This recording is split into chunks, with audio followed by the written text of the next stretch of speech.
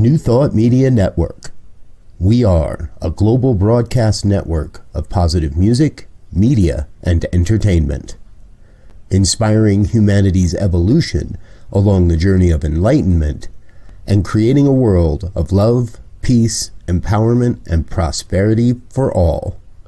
New Thought Media Network. Positively inspiring.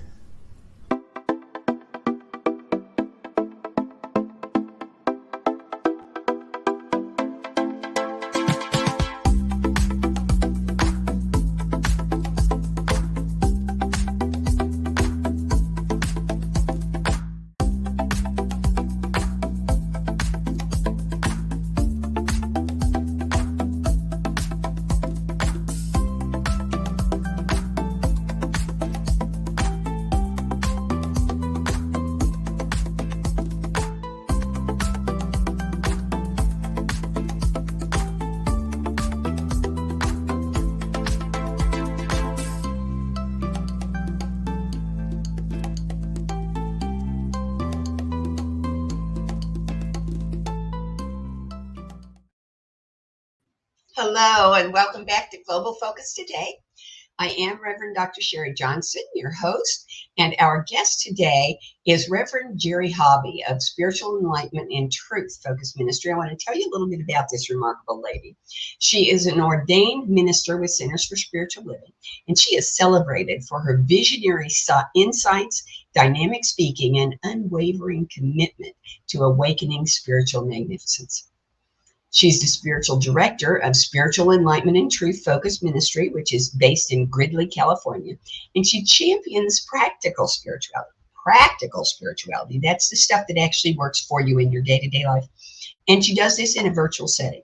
Her philosophy revolves around setting people up for success by teaching the science of mind and reinforcing these timeless principles in everyday life. Through her unwavering dedication, she continues to foster personal and collective spiritual growth and empowerment. And the empowerment part is the part I love. She's the author of the 30-Day Experiment of Releasing the Old and Embracing the New, and creator of the Prayerful Heart app. And we're going to talk a little more about both of those things. She's also a founding member of People of African Descent New Thought Group, which is called PADNGT. And the first time I saw that, I went, Paddington, what's she doing with a teddy bear? And then I realized it was an acronym. Additionally, she produced the inspiring play, The Key, an inner guide to a higher vibration, which was adapted into a movie on Vimeo on demand. So please help me welcome Reverend Jerry Hobby. Thank you so much for saying yes to be here. I'm so excited to hear so much about what you're doing. Well, thank you. I'm so honored to be here. Well, the first thing I want to know is, what I didn't mention is that pretty soon, just a couple more months, you're going to be right here where I am at Unity Village doing the biennial retreat for People of African Descent's New Thought Group. And it's called Celebrating Our Soul. I love the whole idea of celebrating our soul. So tell us about that, please. Oh my goodness. That's such a wonderful, I'm excited about it. I can't wait to get to Missouri. I'm looking forward to it and walking the grounds of Unity Village. We started this about 4 years ago. We had been at a conference and we received a call. It was at the CSL conference in Colorado. And we received a call from a minister at Unity, and they said they wanted to get together and they wanted to work on a project together. And so we gathered after we went into lockdown because of COVID, and we gathered. A group of ministers got together from various New Thought organizations, and we came together and we gave birth to People of African Descent, the People of African Descent New Thought Group. And you just about have it right. We decided to call ourselves Pageant. That's what we call it. Mm-hmm. And so we got together we started to do some work. We started visioning, we started praying about it, and we started considering where we would want to hold this event. And as we sorted out through that whole process, 2 years later, we gave birth to the Celebrating Our Soul conference, which took place at Unity Village. And it was something that many people thought it could not take place because there was so much that needed to be done. But we got an opportunity to prove these principles and the practical side of it. That's my take on it. The practical side and the practical application. Anything is possible. We just have to. We were talking earlier about narrowing our focus. And as a result of that, we had the most wonderful event. And I feel that it was a healing event for us. And here we are 2 years later, and we're preparing for our 2024 Celebrating Our Soul event. And our theme is consciously creating change. And we're going to be focusing on different areas. We're going to be focusing on health and wholeness. We're going to be working on relationships, our relationship with God, ourselves, and with others. We're going to be focusing also on sacred activism as well as prosperity. Those are the four things. And we're looking at how we can consciously create change. And we have a lot of wonderful people that are going to be supporting this event. We're going to be having panels. It is going to be an extraordinary event.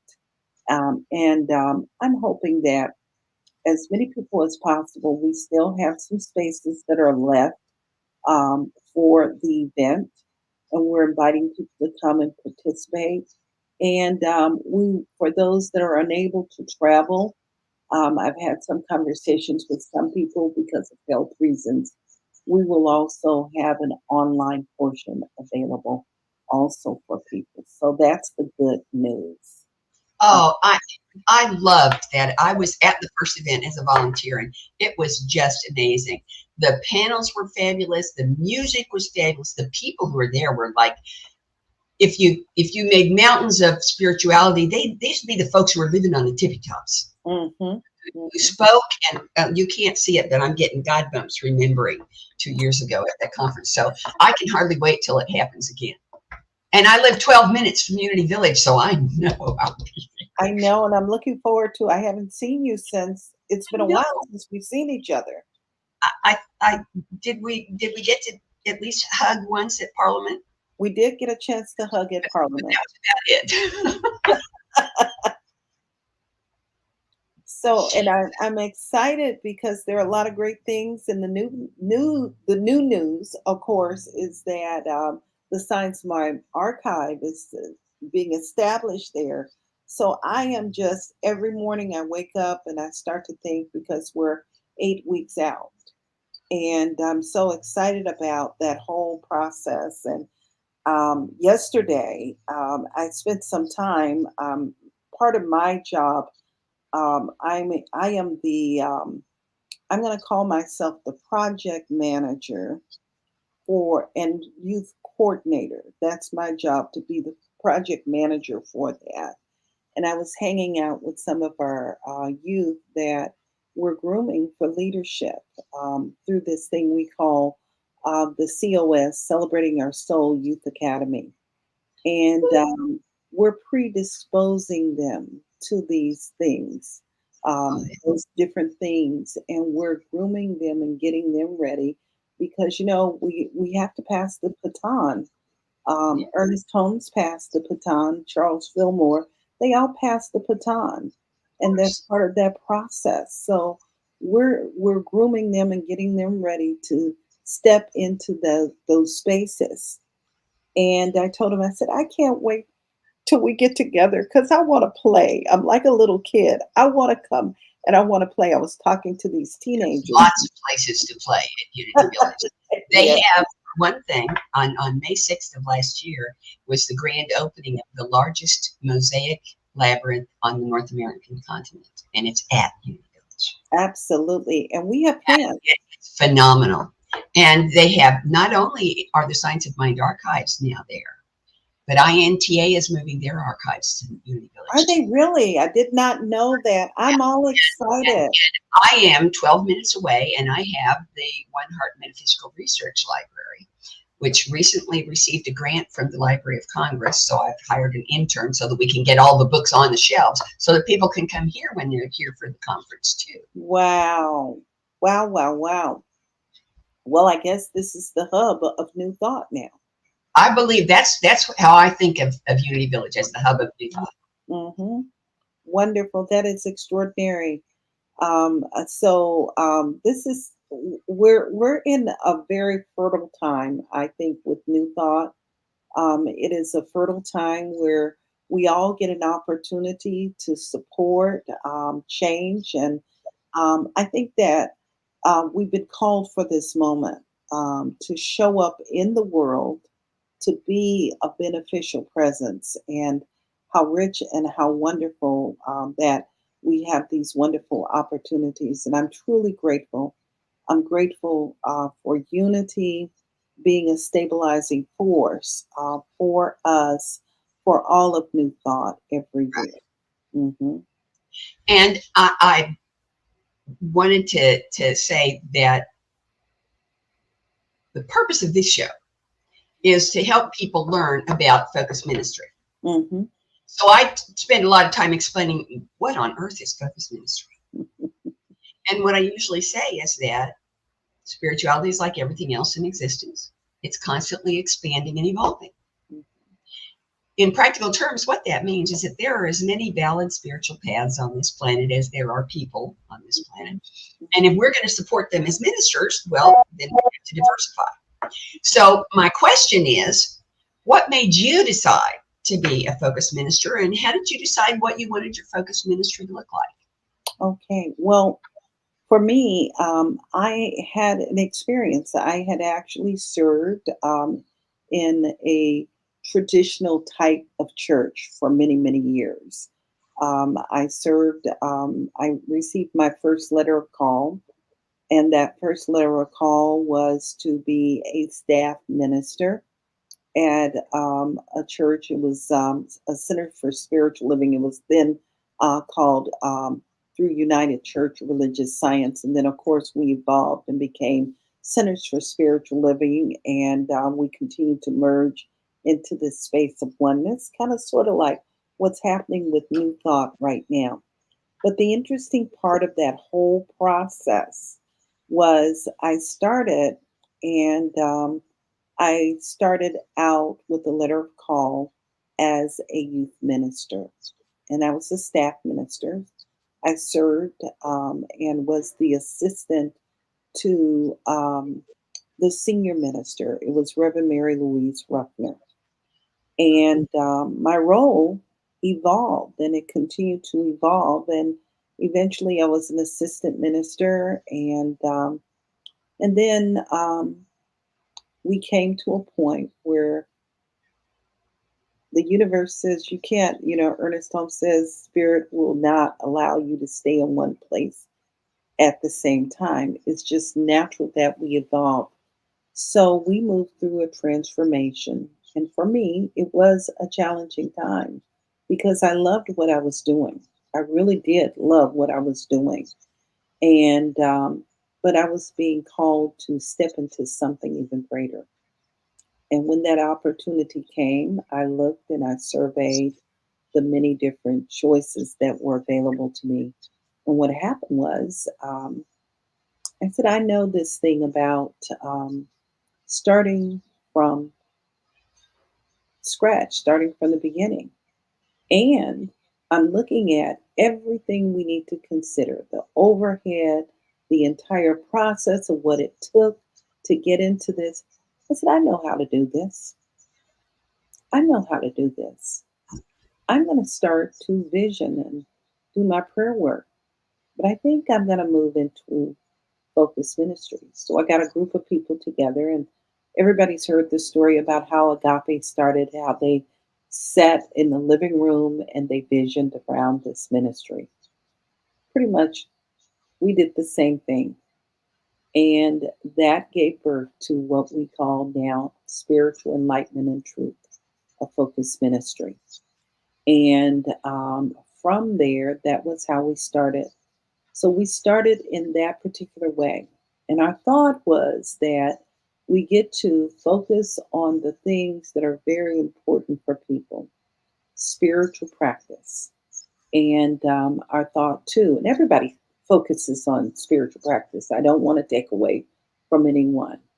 But part of our process was we wanted to create something that would support them because the world has changed.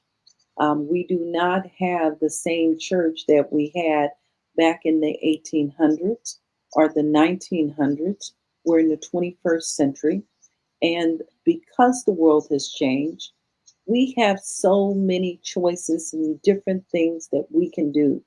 And so I believe that spirituality and our practices should not interfere with our doing life. And so we created this program, and we offer something every day to support people in staying on task.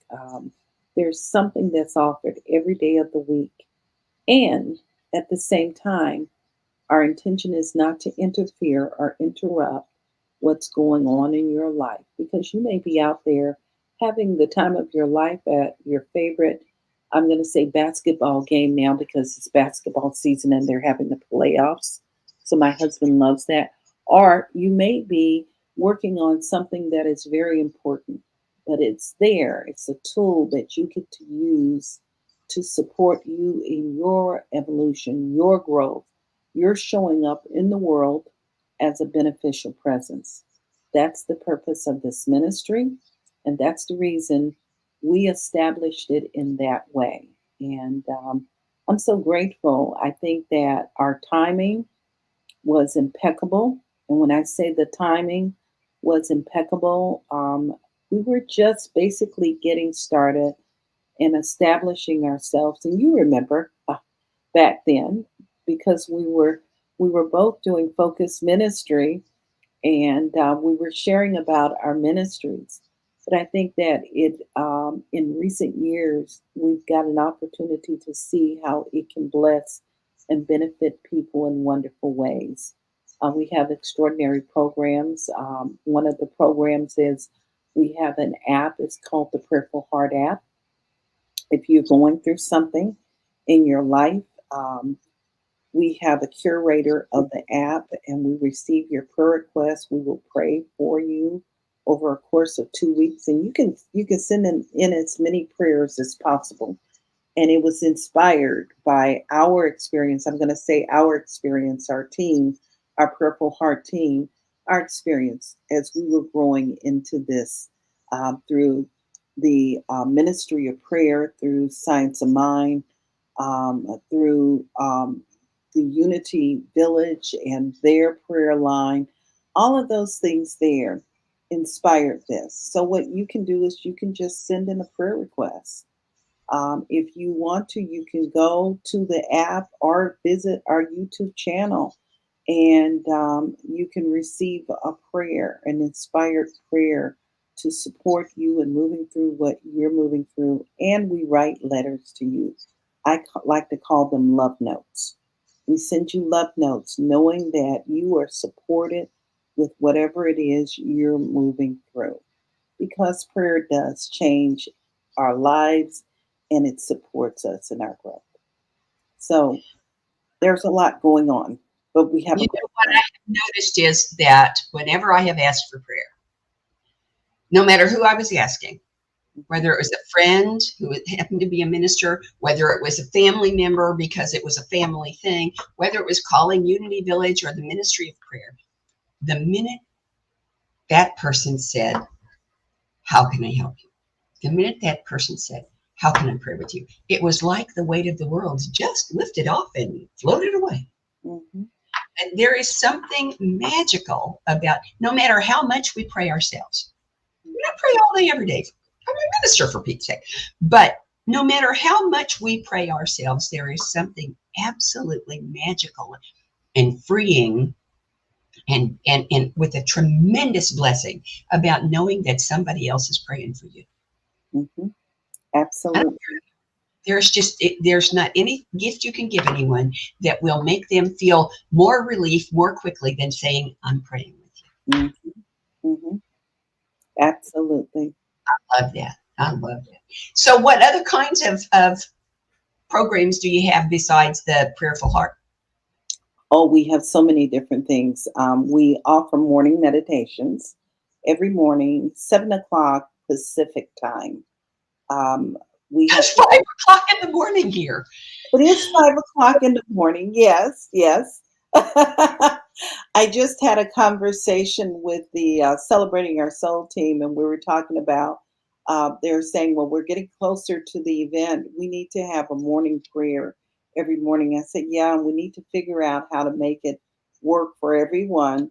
We've got to find the perfect timing because we're on all these different time zones. Well, isn't it wonderful that there aren't any time zones where there's nobody interested in celebrating our soul? I mean, Yeah. we can do. So, but we start at 7 o'clock in the morning, and people are waiting. And we also, throughout and this is offered 6 days a week. This is Monday through Saturday.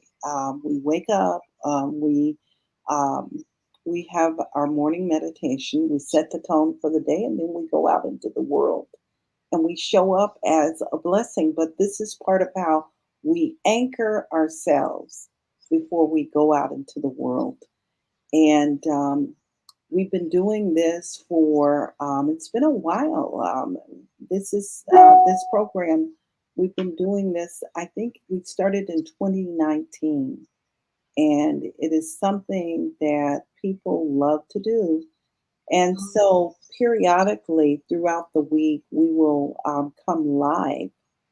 And this is the great part for those that miss that um, that 7 o'clock window. You have me thinking 5 o'clock now for you, but that Well, actually, I got it backwards. 7 o'clock for me is 5 o'clock for you. absolutely. So that's 9 o'clock because we're the last ones. Yes. So what happens is, for those that miss it, we do come live on YouTube, and there is also a recording. So we have some recordings. I think the other day we were live, and that meditation focused around forgiveness. And right now we're utilizing the book. I always use an anchored reading, and the book that we're using right now, and I have it right here, Your Needs Met by Jack and Cornelia Addington, one of my favorite authors. And they've done some extraordinary work. Today we focused on freedom, which is which was a wonderful meditation. So we offer that. My husband, Larry Hobby, who's our practitioner emeritus, on Wednesday, he offers a book study. It's an expanding consciousness book study. And that is offered on our Facebook page, or you can come into our Zoom room and join us. When you visit us at Spiritual Enlightenment and Truth, or SEAT.FM, our website, it gives you those links where you can come in and visit us. It is a wonderful book study, and right now he's working with Neville Goddard and his entire series, which is really, really good. And everyone that attends there saying, "Oh, I really love this. This is really, really good." And sometimes what happens is it becomes so inspiring that it spills over, because we have this thing we call Power 8 groups. And we actually have two Power 8 groups. We have a Power 8 Peace group, which meets on Mondays, and that is offered by Reverend Victoria Bumbary. And many of you are familiar with Reverend Victoria Bumbary. She's been leading this Power 8 Peace group for many, many years. And so we offer that. And then on Wednesday evenings at 8 o'clock, I always say this is the time where you get to really work with yourself before you go to sleep. And I call it a time where you can have, back in the day, we used to talk about having a hot toddy before going to bed. And so this is our version of hot toddies, where we come together and we have a Power 8 prosperity prayer group. And that prayer group, we focus on our lives. Not only are we focusing on our lives, but we also focus on all of humanity. So part of our work is to support a shift in taking place everywhere, not just for ourselves, but everywhere for everyone. And from there, we ask some profound questions because we're working on shaping our consciousness. And then we have our curator, who is Jim Thompson. And Jim offers a noontime sound meditation on Thursdays. And we are back to back. On Wednesdays, I will just come on Facebook and offer a meditation for people to just take a break and just be still. And then he offers the sound meditation on Thursdays. So we do that back to back. And then we're all focused always about engaging people in terms of spiritual practice. So part of that includes promoting different things. And part of that includes the movie, The Key, The Inner Guide to a Higher Vibration, which was written by one of our practitioners, Reverend Dr. Renee Hart. And it was inspired by all the different things that were happening in the world and the prayer work and all the things that were going on. So part of my backstory includes me serving as an interim minister at a church, and that was at Centers for Spiritual Living Inland Empire. And I came in to serve at a very difficult time in their lives and their history. They were dealing with the sudden passing of their minister. Part of my work was to really support them in healing and getting prepared for their next minister. And during that time period, part of that, what happened was they had a lot of great things happening at the center, but the center was an old center, and there were different things. For example, they had problems with their roof, and I'd come in and never knew what was going to happen. And part of your job as a minister is always, when you come in, you serve. You're in sacred service. So I needed to come in and be prepared. If I needed to mop up the water from the roof, the black stuff coming in, we had to do that. And we were serving the community. So we decided to put together a program called Raise the Roof. And when we put that program together, we did a lot of prayer work. We did some visioning. And at that time, Reverend Dr. Renee Hart brought this playful. And it was The Key, The Inner Guide to a Higher Vibration. And from there, we were able to replace the roof. We talk about the practical application of these principles. We were able to demonstrate or manifest something wonderful. And as a result of that, it also evolved into a movie. So we offer that movie. It's a movie that we offer on Vimeo. So we have a lot of great things that are happening in our community, and those are just a few of the things. Visioning is a very important part. You are juggling a chainsaw, a bowling ball, and a raw egg. Where did you find the time to come up with celebrating your soul? I mean, wow. We have fun. The celebrating her soul is such a powerful thing, but it didn't happen by accident. No, it didn't. detail had to be dealt with, and somehow. So, where did Celebrating Our Soul come from? How did you come up with that idea, and where did it come from, and how did you get all these people together, and what's it like working with an interfaith group to build a retreat? Oh my gosh, such a wonderful thing. And I shared with you earlier that a group of people got together.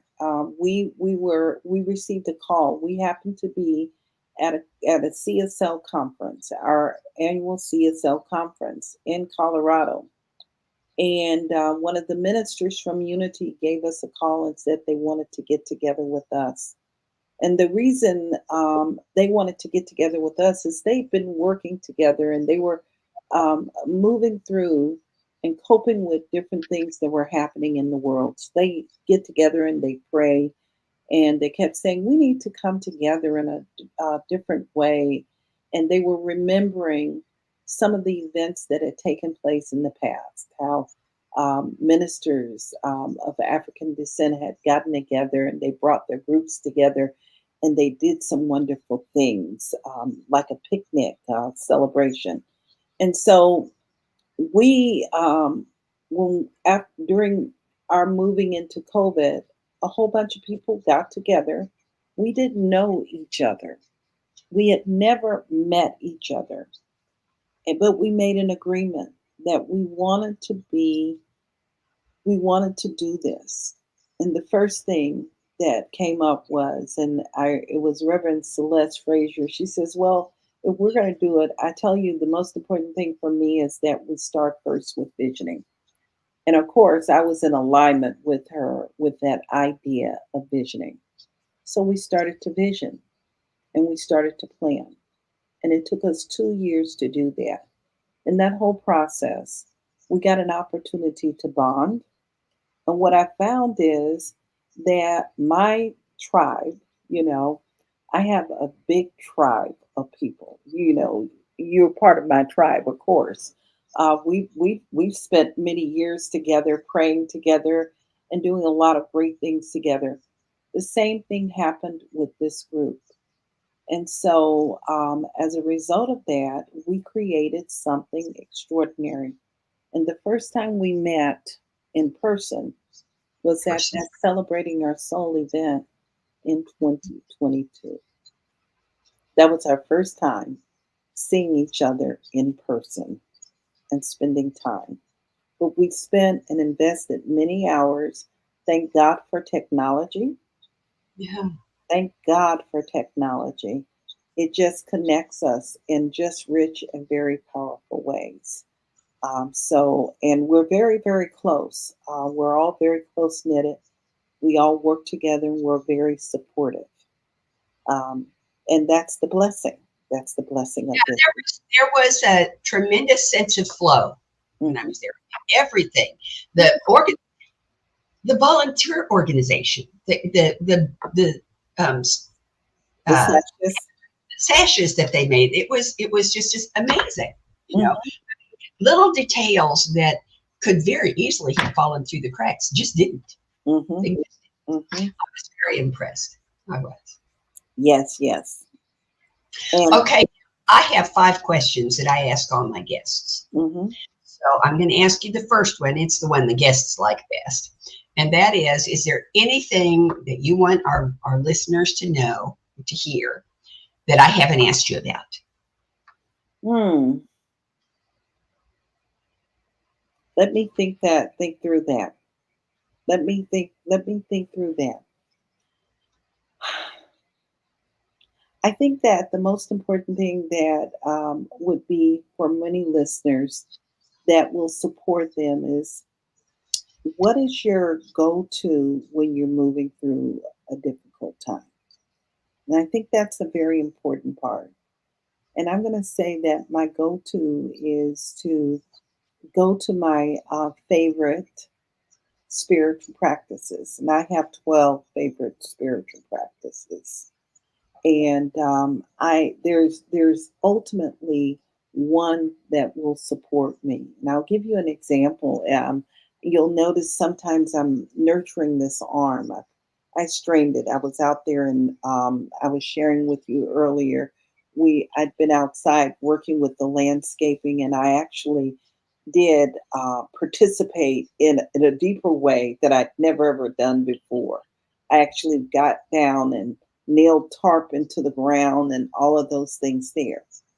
Well, as a result of that, I've been experiencing a little dis-ease. I probably pulled the muscle and overdid it. But I'm going to say to you, the thing that helps me the most, Ernest Holmes says a pillar of prayer doesn't matter. That's part of the process of healing.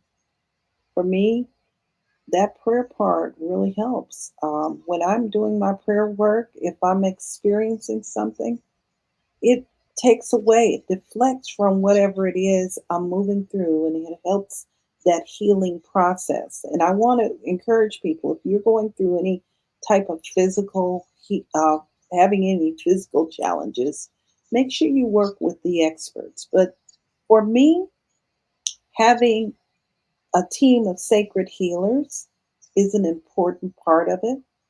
And my sacred healers include my doctors. They also include my team in terms of prayer. So bringing all of those pieces together is an important part. So when I think about integrated medicine, the spiritual practice part is an important part of that process. And I think that's something people would like to know. How do you deal with those challenging things? Going back to the spiritual practice, just a way of life. Mhm. Cool. Okay, here's the next one. And you've seen me grinning because you've been answering this question and the next one all along, but I'm still going to ask it. I mean, seriously, you'll laugh. How does what you do at Seed FM, how you be at Seed FM, how does that encourage, enhance, develop, support, pick your own verb, conscious evolution? Mm. Oh my God.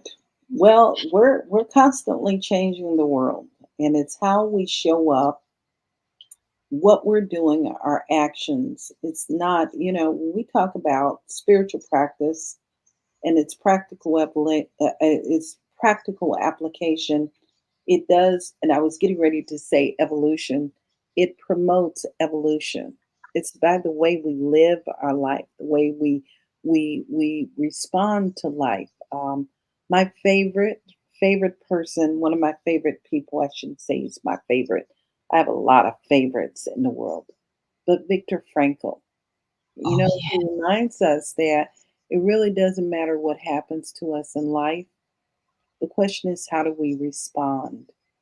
That supports us in our resilience and showing up. Because if we're breathing, we're here in this experience, it's important for us to remember and to go back again and again to principle. And when you go back to principle, it will support you. So it's all about the embodiment. And that only happens if you're willing to live it and breathe it. That's in my opinion. Well, I'll take an order of that. Okay, now the next question sounds like it's the same question, but it's not. It's just a little bit different.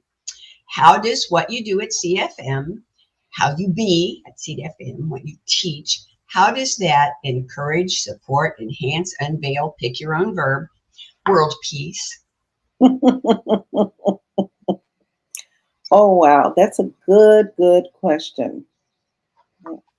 And I truly believe that it takes one person at a time to be a tipping point in the world, to shift world peace. And it's just like going to Carnegie Hall, practice, practice, practice. And one of my favorite actions is eating elephants. And please know that I'm not going to eat a real elephant. I will not eat a real elephant, but figuratively speaking, one bite at a time. It may be monumental, But if you do one bite at a time, go back to our yard, it's like, oh God, that's a big project. Just one bite at a time. One bite, one little thing. I picked up these lanterns. I said, oh, that will work perfect. I better get them now. I got those lanterns. The next thing I knew, I had pavers. The next thing I knew, this showed up. That's the same thing about any part of your life. One bite at a time.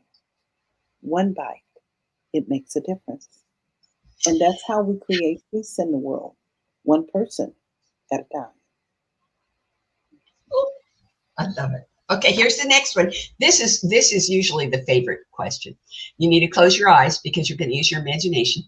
Okay. Now, we are presuming that everything goes exactly the way you want it to go. Every little detail, every event, every relationship, every occurrence, every single thing in your whole life goes exactly the way you want it to go. 10 years from now, what does S.E.A.T. and Reverend Jerry Hobby look like? Oh my God, I get to apply a lot of Neville Goddard here, right? Yes, you do. I am just so excited. I'm so excited. I'm amazed at the growth and the evolution of this ministry. So many wonderful things have happened. We have touched the world in a profound way. As a result of that, so many great things are happening. There are programs, quality programs that we have established that are supporting people in their discovery of themselves, in living healthier and more profound lives. But the most important part of this whole process is that the world has changed and transformed, and it has gone back to its true essence. Peace has prevailed. We've overcome so many things, the rumors, the so called rumors of wars. We've quelled things that have taken place in the Ukraine, and people are living from a healthier space. Um, we're learning how to work together. Even in Gaza, we're learning how to work together. And we can come from various faiths, but we can work together in peace and harmony, and we can do great things in the world. And the thing that I'm most grateful for is for the growth of this organization and all the many lives that are being touched, how families have come together and are working together more harmoniously. I'm so grateful for our prayer team and all the work that they are doing, how they continue to support people right where they're at and to support them in growing and expanding and learning more about principle, how they can live it and how they can practice it in their daily lives. The thing that I'm most excited about is to see these wonderful people, young people, taking the baton and practicing these principles and living these principles, and also helping others in that whole process. I'm going to say this here. I have lived an amazing life, and I continue to live an amazing life. Yes, you do. And I'm going to remind you 10 years from now of what you said. So Okay. here's my last question. Will you come back? I will come back. Okay, the first opening I have is May 6th of next year. Can I pencil you in? You can pencil me in. And may I do a shameless commercial? Absolutely. Okay. I would like to invite everyone. I've talked a lot about celebrating our souls, but the most important thing I would love to invite you to do is to join us. And it is I did not mention this. We should have put up a banner for this, but we did not. And it's okay. We get to practice and live in a state of, I'm living in a state of self forgiveness. But I would love to invite you all to join us on June 22nd and that is at 11 a.m. Pacific time. So if you're in Dr. Sherry's time zone, it would be at 1 o'clock Central Time. I'm good at converting.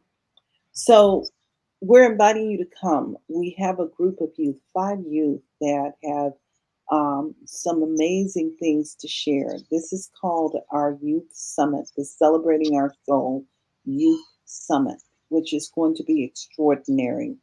And they're going to be sharing their thoughts with you about consciously creating change. And they're going to be focusing on the area of health and wellness. We're going to work on relationships, sacred activism, and prosperity. And in between there, you're going to receive some wonderful gifts. You're going to experience the talent of our youth, which is amazing. We have some young people that will be sharing their musical talents, and it's going to be extraordinary. I'm just saying it's extraordinary. The songs they've chosen, the intention. Our theme is to know thy history is to know thyself, why I matter.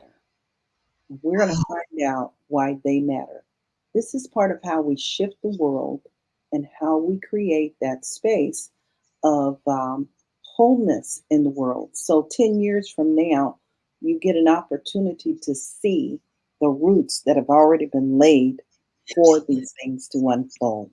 So I'm so grateful for that. So please join us and come and support our youth in a rich and a very powerful way. I think so. Yeah. Mhm. Well, thank you so much for agreeing to be here. This has just been wonderful. And I want to let everybody know that next week's going to be equally wonderful because our guest is Reverend Dr. Tracy Brown from Reclaim Joy. And I know you're going to love her because I do. And I'm a really good judge of character. For now, have a great week and we'll see you then. Bye-bye. I love you. Amazing, amazing, you will do amazing things. Amazing, amazing, you will do amazing things.